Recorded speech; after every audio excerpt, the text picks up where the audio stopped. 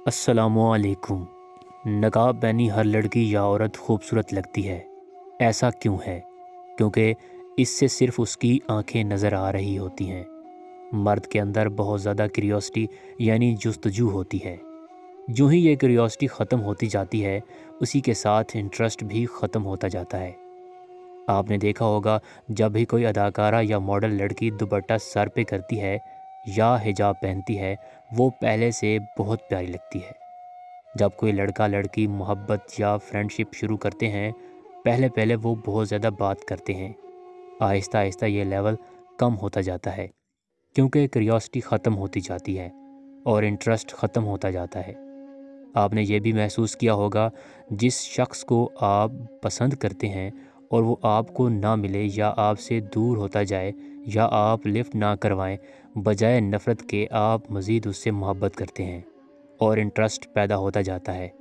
ऐसा क्यों होता जाता है? क्योंकि क्यूरियोसिटी बढ़ती जाती है।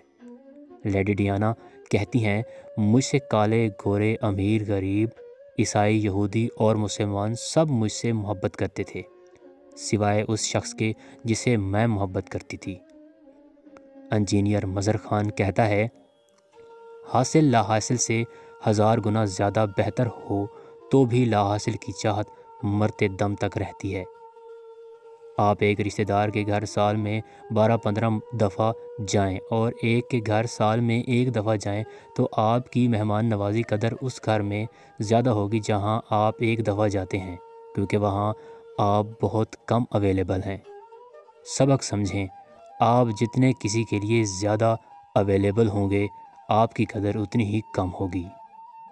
जिस शख्स को आप ज़्यादा टाइम देंगे, उसके यहाँ आपकी कोई कदर नहीं होगी।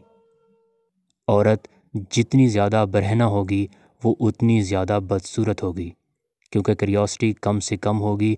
लिहाजा ज़्यादा से ज़्यादा अपना आप छुपा के रखें, आपकी वैल्यू उतनी ही ज़्यादा होगी। इसलिए इस्लाम ने औरत को पर्दे का हुक्म दिया है।